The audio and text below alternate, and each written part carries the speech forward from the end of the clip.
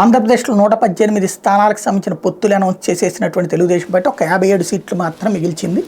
అట్లాగే పార్లమెంట్ స్థానాలు 25లో 3 జనసేనకి ఇచ్చేసి 22 స్థానాలు అట్లా ఉంచింది. భారతీయ జనతా పార్టీని మేము వదులుకోవట్లేదు, చర్చలు జరుగుతున్నాయని చెప్పడం కోసం ఆ ప్రయత్నం చేస్తుంది. కానీ బీజేపీ తెలుగుదేశం అభ్యర్థులు ప్రతి పార్లమెంట్ స్థానంలో ఎవరిపనాలు చేసుకుంటున్నారు.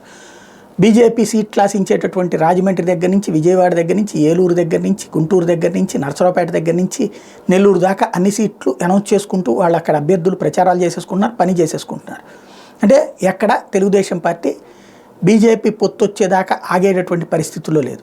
అదే సందర్భంలో పొత్తులకు సంబంధించిన సందిగ్ధత అట్లాగే కొనసాగుతూనే ఉంది. ఇందులో ప్రధానమైనటువంటిది ఇప్పుడు దాదాపు అనౌన్స్మెంట్ చేసేసి 10 రోజుల దాకా అవుతుంది వీళ్ళిద్దరిది.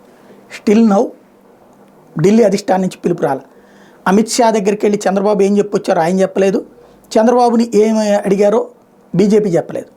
ఆ పొత్తు అట్లాగే ఉండిపోయింది, ఆ స్టేట్మెంట్ అన్నట్టు అట్లాగే ఉండిపోయింది. ఆ తర్వాత అట్టించి ఇక్కడికి రాలా, ఇట్టించి అటుకు పోలా. ఇప్పుడు వచ్చేటప్పటికి లిస్ట్ కూడా అనౌన్స్ చేసేసుకోవడంతో ఒక కథ అట్లాగే నడిచింది. ఇప్పుడు ఒకవేళ చర్చలు జరగాలంటే అమిత్ షా దాకా వెళ్ళిపోయారు కదా బాబు గారు, ఇక నెక్స్ట్ ఫైనల్ చేయాల్సింది నరేంద్ర మోడీ ఈ నెల 13వ తారీఖు దాకా వరుసగా సుడిగాలి పర్యటనలు ఉన్నాయి. 12 దాకా పర్యటనలు, 13వ తారీఖునేమో సెమీ కండక్టర్ చిప్పులకు సంబంధించినటువంటి ఇనాగరేషన్ ఈ కథల్లో ఉంటుంది. 13 దాకా ఆయన ఫుల్ బిజీ. ఆ తర్వాతన ఈలోపు నోటిఫికేషన్ సంగతి ఇది నడుస్తుంది. కాబట్టి ఇప్పట్లో ఈ పొత్తు వ్యవహారం తేలుతుందా లేదా అనేది $1 మిలియన్ ప్రశ్న.